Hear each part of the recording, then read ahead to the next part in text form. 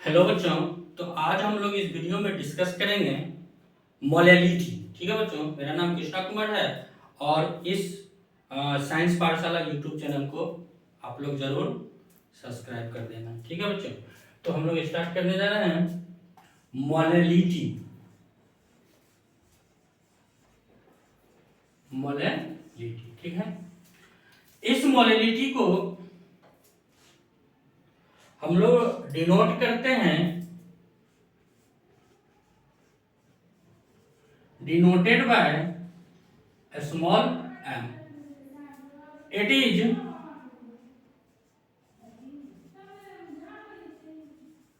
is defined as the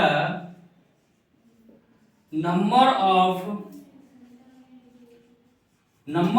moles of the solute present in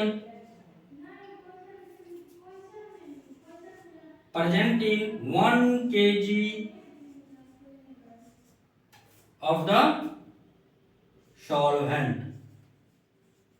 1 kg solvent में solute का जितना number of moles dissolve होगा, present होगा, उसी को हम लोग क्या बोलते हैं बच्चों? मोलैलिटी। और इसको स्मॉल m से डिनोट किया जाता है। और इस मोलैलिटी का जो यूनिट होगा क्या हो जाएगा? मोल पर केजी। ठीक है, मोल पर केजी। अब ये जो मोलैलिटी है इसका जो फॉर्मूला होगा, ठीक है, इसका जो फॉर्मूला होगा वो हो जाएगा molality equal to number of moles of the solute present in 1 litre of the sorry present in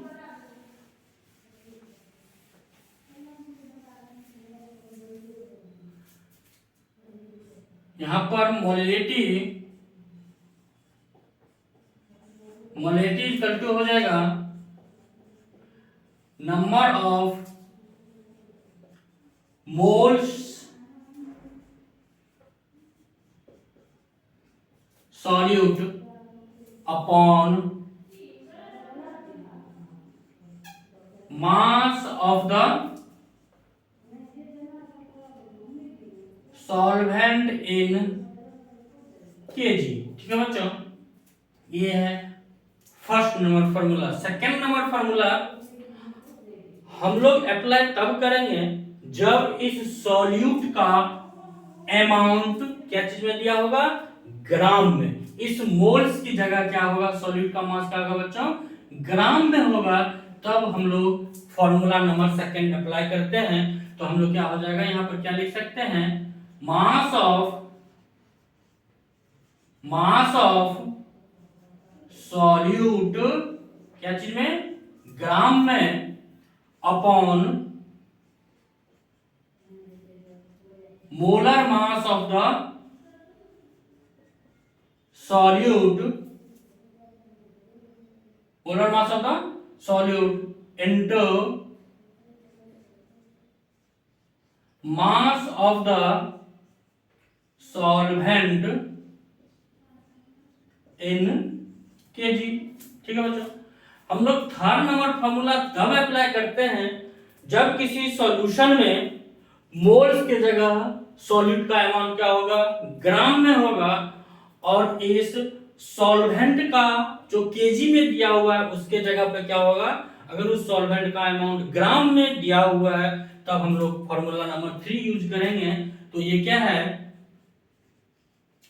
mass of solute into 1000 gram per kg. इसको हम लोग डिवाइड करेंगे molar mass of solute into mass of solvent in gram. ठीक है बच्चों, mass of solvent in ग्राम। देखो ये जो मोल्स होता है, तो मोल्स का फॉर्मूला क्या होता है बच्चों? अगर किसी चीज का मोल्स निकालना है तो given mass upon molar mass. ठीक है, तो इसी मोल्स की जगह हम लोगों ने क्या किया? इस मोल्स ये जो है इतना का वैल्यू क्या होगा? ये हो गया। ठीक है, अगर ये केजी में है तो इसको ग्राम में चेंज करने के लिए हम लोग क्या किया, यहाँ पर से 1000 ग्राम पर केजी से मल्टीप्लाई कर दिया, ठीक है। तो ये हो गया फॉर्मूला। तो जिस तरह का क्वेश्चंस हम लोग को गिवन रहेगा उस तरह का हम लोग डायरेक्ट फॉर्मूला को क्या करेंगे, अप्लाई करेंगे, वैल्यू को पुट करेंगे और हम लोग को आंसर मिल जाएगा, ठीक है बच्चों। अब देखो, जिस तरह हम लोगों ने मोलैलिटी में देखा था कि अगर मोलैलिटी दिया होगा तो उस सॉल्यूशन को क्या बोलते हैं, इस तरह का क्वेश्चन दिया रहता है। जैसे आपको दिया रहेगा Deka molar solution, molar solution, है ना, सेंटीमोलर सॉल्यूशन, तो इसको हम लोग देख लेते हैं क्योंकि इससे प्रॉब्लम हम लोग को क्वेश्चन समझने में न हो। तो अगर केवल m लिखा हुआ है तो हम लोग इस सॉल्यूशन को क्या बोलेंगे बच्चों,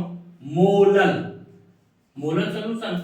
अगर m/2 लिखा हुआ है तो इस सॉल्यूशन को हम क्या बोलेंगे, सेमी मोलर सॉल्यूशन, ठीक है बच्चों। अगर 5m लिखा हुआ है इसको क्या बोलेंगे हम लोग, पेंटामोलर, ठीक है। अगर मान लो कि 10m लिखा हुआ है तो क्या बोलेंगे, डेका, क्या बोलेंगे, डेका मोलर सॉल्यूशन। अगर m/100 लिखा हुआ है तो इसको क्या बोलेंगे हम लोग, सेंटी मोलर सॉल्यूशन। अगर m/10 लिखा हुआ है तो इसको हम लोग क्या बोलेंगे, डेसी मोलर सॉल्यूशन। इस तरह का हम लोगों में ये जो है, इस तरह का ये टर्म दिया रहता है तो हम लोग को यहाँ पर समझ जाना है कि इसका मतलब क्या हुआ, ठीक है बच्चों। तो अब हम लोग इस मोलैलिटी के फॉर्मूला के बेसिस पे हम लोग क्या करेंगे, क्वेश्चंस को सॉल्व करेंगे, ठीक है बच्चों। तो इसमें क्या होता है कि जैसे मान लो कि फर्स्ट क्वेश्चन है कि ये कोई सॉल्यूशन है, किसका सॉल्यूशन है, इथेनोइक एसिड, इथेनोइक एसिड का ये सॉल्यूशन है।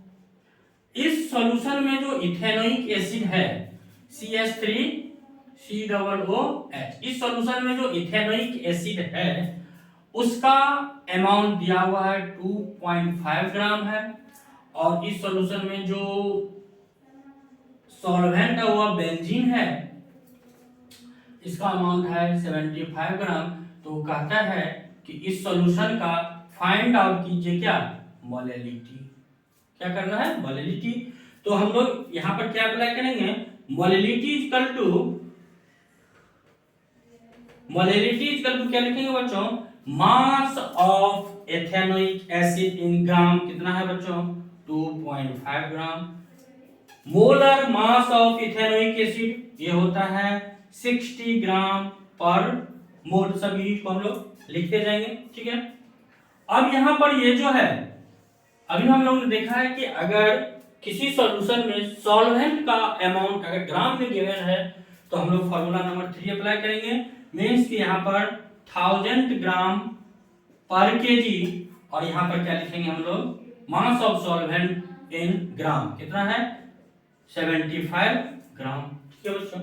इसको ग्राम ग्राम कैंसिल हो गया, ये ग्राम ग्राम कैंसिल हो गया, तो ये हो जाएगा मोल पर केजी। तो ये निकल के कितना आएगा, जब हम लोग सॉल्यूशन करेंगे 0.556 मोल पर केजी। इसको हम लोग लिख सकते हैं 0.556 स्मॉल एम। क्लियर है। दूसरा क्वेश्चन है बच्चों कि H2SO4 का सॉल्यूशन है और उस H2SO4 का जो अमाउंट है उस सॉल्यूशन में वो 50% W/W प्रेजेंट है। तो कहता है कि उस सॉल्यूशन का मोलैलिटी क्या होगा, ठीक है। ये क्वेश्चन है, ये कोई सॉल्यूशन है, ठीक है। ये क्या है, इस सॉल्यूशन है H2SO4 का ये सॉल्यूशन है, और इस सॉल्यूशन में H2SO4 का सॉल्यूशन है। इस H2SO4 के सॉल्यूशन में जो H2SO4 प्रेजेंट है 50% W/W। तो इसका मतलब क्या हो गया बच्चों कि 15 ग्राम H2SO4 प्रेजेंट है कितना में, 100 ग्राम सॉल्यूशन में। ठीक है, तो यहां पे चलो हम लोग यहां पर लिखते हैं। तो यहां पे हो गया, इस इंफॉर्मेशन से हम लोग को मालूम हो गया कि मास ऑफ H2SO4 कितना हो गया बच्चों, 15 ग्राम। ठीक है, मास ऑफ सॉल्वेंट कितना हो गया, 100 में से हम लोग क्या करेंगे, 15 को सब्ट्रैक्ट कर देंगे, तो 85 ग्राम क्या हो गया, मास of solvent. Molar mass of H2SO4 ये हो जाएगा 98 ग्राम पर मोल। ठीक है बच्चों, अब हम लोग क्या करेंगे, फॉर्मूला को यहां पर अप्लाई कर लेंगे। Molality equal to mass of H2SO4 कितना है, 15 ग्राम, 1000 ग्राम पर केजी, इसको डिवाइड कर देंगे हम लोग। मोलर मास ऑफ H2SO4 98 ग्राम पर मोल और मास ऑफ सॉल्वेंट 85 ग्राम। ठीक है बच्चों, ग्राम ग्राम कैंसिल, ये ग्राम ग्राम कैंसिल, तो आंसर जो इसका निकल के आएगा ये आएगा 1.8 मोल पर केजी। इसको हम लिख सकते हैं 1 ये हो गया इसका सॉल्यूशन। तो इस H2SO4 सॉल्यूशन का जो मोलिलिटी होगा 1.8 ग्राम पर मोल या 1.8 स्मॉल एम। नेक्स्ट जो क्वेश्चन है बच्चों वह है कि कोई सॉल्यूशन है, किसका सॉल्यूशन है भाई, एथेनोइक एसिड का। ठीक है, ये कोई सॉल्यूशन है, ये कोई सॉल्यूशन है एथेनोइक C2H5OH का ये सॉल्यूशन है। ठीक है, यहाँ पे जो ये जो C2H5OH का जो ये सॉल्यूशन है, इस सॉल्यूशन का 1.54 मोलर सॉल्यूशन गिवन है। ये 1.54 मोलर सॉल्यूशन, इसका मतलब क्या हो गया बच्चों कि 1.54 मोल ऑफ C2H5OH प्रेजेंट है 1 kg ऑफ वाटर। यहां पर जो वाटर क्या है, सॉल्वेंट है। ये जो इथेनॉल है उस वाटर में क्या है, डिजोल्व है। तो यहां पर वाटर क्या हो गया, सॉल्वेंट हो गया। तो हम लोग को यहां पर क्या निकालना है, इस सॉल्यूशन का, ये हो गया दिया हुआ है, ये हम लोग को यहां पर जो फाइंड करना है, फाइंड जो करना है, कहता है कि 2500 ग्राम वाटर में, यहां पर सॉल्वेंट क्या बच्चों, वाटर है, वाटर में सॉल्यूट मतलब C2H5OH कितना कितना प्रेजेंट है, समझ में आया। 2500 ग्राम वाटर में इथेनॉल का कितना ग्राम, इथेनॉल का कितना कितना ग्राम प्रेजेंट है। ठीक है बच्चों, तो यहां पे हम लोग m equal to molality equal to क्या लिखेंगे, मोलिलिटी इक्वल टू हम लोग लिखेंगे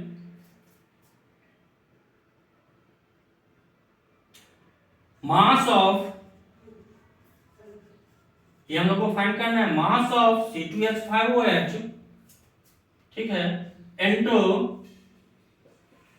1000 ग्राम पर केजी, इसको डिवाइड कर देंगे हम लोग, मोलर मास ऑफ C2H5OH, ठीक है बच्चों, और मास of solvent, mass of solvent ये कितना है,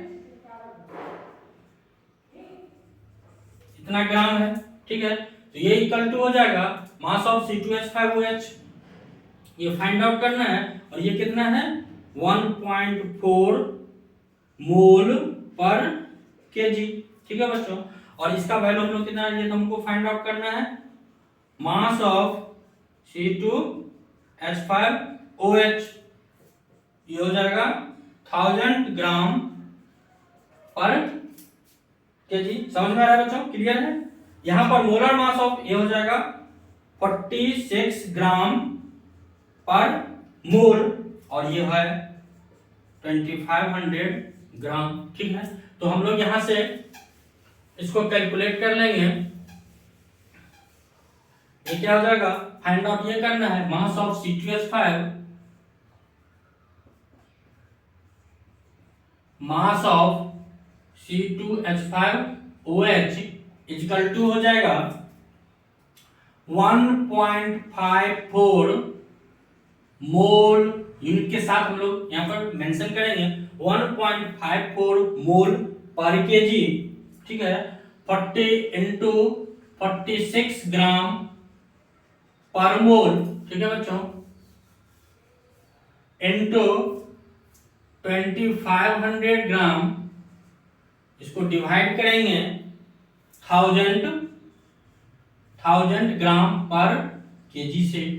तो ये निकल के जो आएगा वो इसका क्या हो जाएगा, ये क्या चीज में आएगा, ग्राम में। ठीक है, ये आएगा ग्राम में। तो इस तरह से हम लोग मोलैरिटी के बेस पर जो न्यूमेरिकल्स था हम लोगों ने बच्चों देखा। ठीक है, आप लोगों का भी उम्मीद है कि आप लोग इसको समझ गए होंगे। हम लोग नेक्स्ट वीडियो में मिलते हैं नॉर्मेलिटी के साथ, तब तक के लिए बाय बाय।